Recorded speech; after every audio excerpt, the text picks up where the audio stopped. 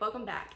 In today's video, I wanted to talk about the 11 books that I read in the month of August. August was actually a really good reading month for me. I participated in the Pick Pongathon Readathon, and so because of that, I was really able to read a lot of books.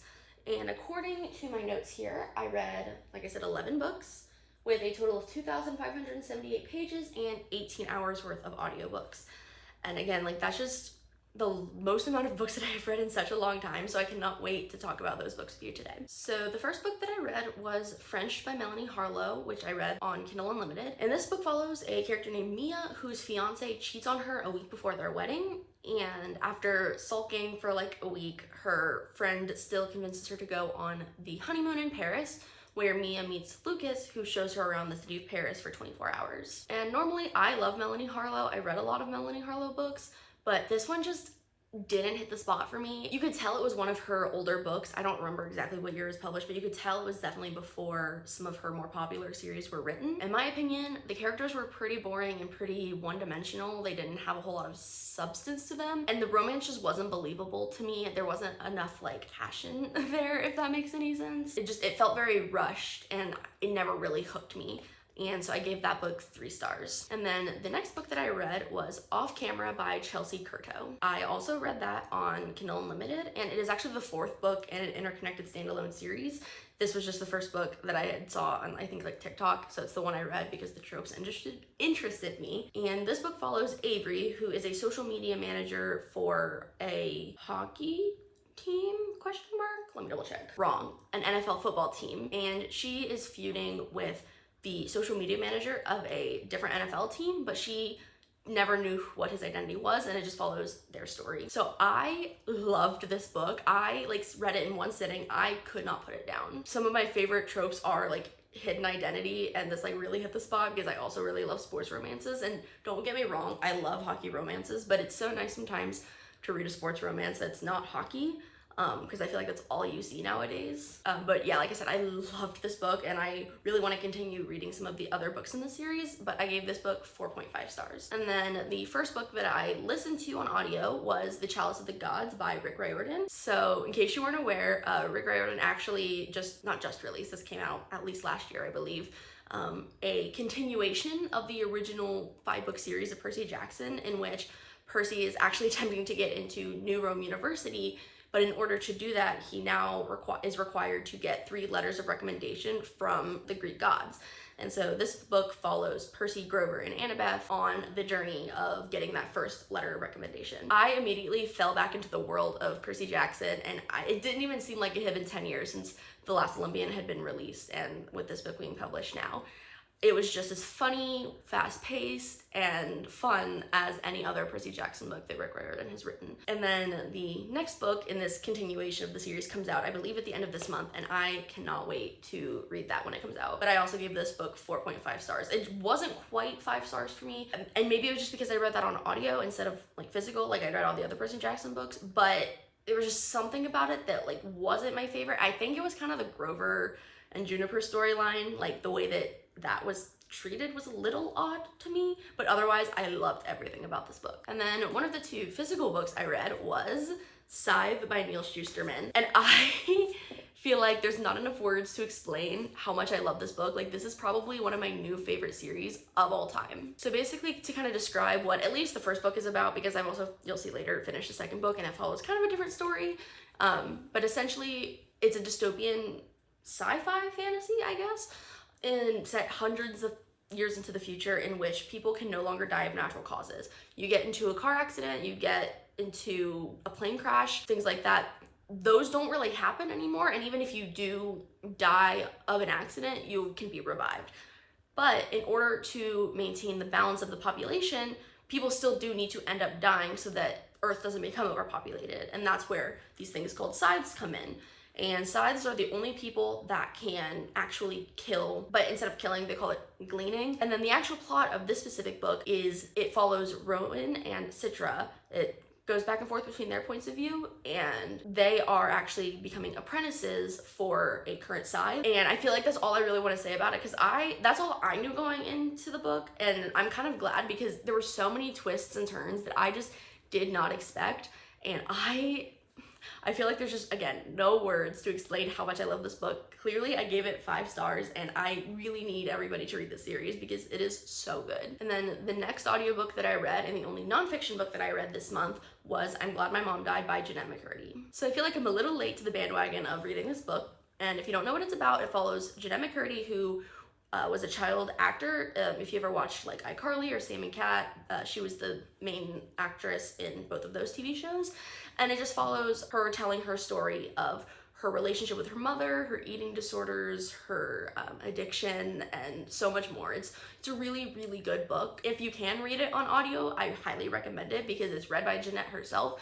And I feel like that is a huge part of why I enjoyed the story so much, because she just did such a great job at using her voice to tell the story.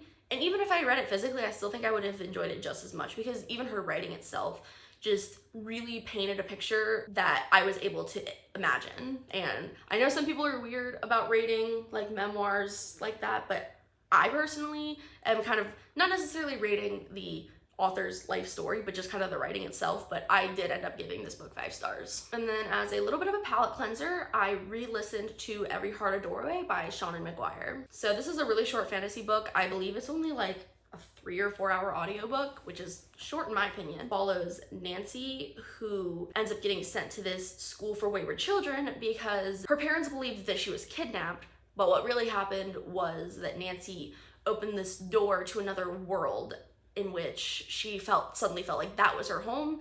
But, you know, her parents were worried about her, so they sent her to this school for wayward children. And like I said, this was a reread for me, and it was just as good as I remember it being the first time. It was just like the perfect, like, palette cleanser that I needed. It was really atmospheric, it was really easy to follow, and I'm also hoping to finally kind of continue with the story because the last time I tried to read this series, I only got through the first 2 books before I got really busy, so I want to really try to continue on with the series this time. Oh, and I also gave this one 5 stars as well.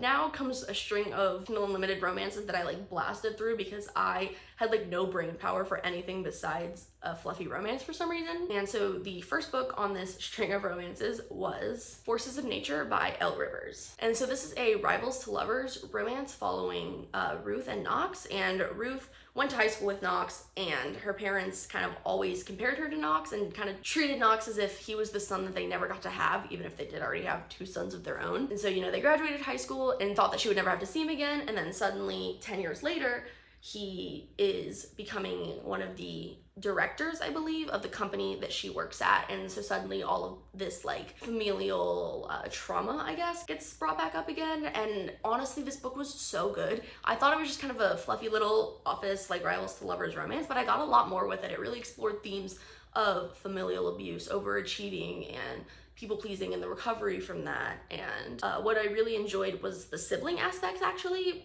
And the sibling dynamics were done really well, and I do think that the romance was done really well as well. So I gave this book 4.5 stars. And so then, because I love that book so much, I actually went ahead and read the sequel, Forces of Nature by Elle Rivers as well. And so like I said, this is the second book, and technically it's an interconnected standalone, but I personally would have read the series in order because the second book follows Tom, who is Ruth's older brother, and then the female main character's name is Selena. And so the whole plot of this is that Tom discovers that when him and Selena hooked up in college like 12 years ago, she actually ended up getting pregnant and never told him. And personally, I even just loved this book more than the first one. And I think a big part of that was because I personally am also the oldest sibling in my family, even if it is just one younger sister.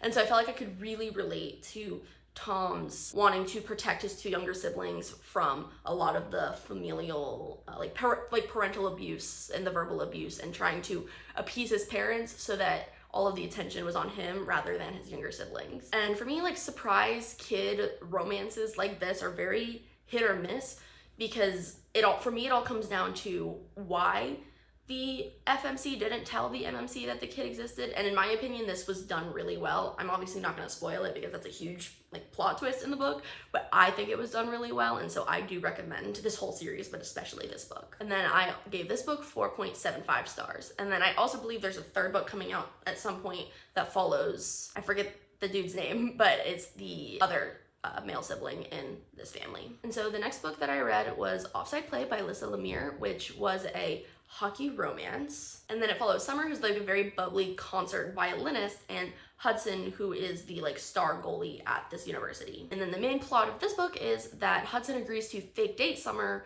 so that her like overbearing ex that keeps harassing her will hopefully try to leave her alone eventually. And this was a pretty short, fluffy read, which is exactly what I needed at the time because I was getting really overwhelmed with my new school semester that started a couple of weeks ago, and so I just needed something short and cute with no angst that I really needed to read. And so this was like the perfect timing for me to read this book. And again, like I said, I'm a sucker for sports romances, so this again was exactly what I needed at the time. And I gave this book 4 stars. And then I went ahead and read the sequel, Chasing the Puck. And this follows Summer's best friend Olivia and Hudson's teammate Tuck. I do think I preferred the first book better than this one, and this was okay. Like, it's what I needed, again, at the time, just a short, fluffy romance. But for me, Olivia was a little annoying at times because she kept avoiding Tuck and comparing him to her ex from high school who did her dirty, and kept saying that she wasn't going to let him influence her choices in the future, but she still was very clearly doing that because she was avoiding going out with someone that she did want to just because he was a hockey player. And there was also, in my opinion, a big lack of communication between both characters, which is just such a huge pet peeve of mine. Like, I don't usually mind third act breakups, but when the main cause of that breakup is a lack of communication, that's just kind of like a deal breaker for me. Again, it was fine, but I've definitely read books that have done the same thing a lot better. So with that, I only gave it 3 stars. And then the last book that I read this month that I literally finished at like 11 p.m. on the 31st of August was Thunderhead by Neil Shusterman. And like I said, with Scythe, I am just loving the series so much. It is another 5-star read for me with Thunderhead, and I am just the plot twists at the end were so shocking to me. Like, I personally didn't see it coming, but I'm just so intrigued to see where the conclusion of this series will take me because I'm just having such a fun time. Like, it's been such a long time since I've had this much fun reading a like dystopian or fantasy series, so I'm really, really enjoying it. So another little bit of a short video for you today, but I actually will be posting again sometime later this week with my TBR for the month of September, so keep an eye out on that. But I hope you enjoyed today's video, and let me know if you've read any of these books that I read this month, or if any of them have been on your radar and if you might check them out. So I will see you in a couple of days with my September TBR.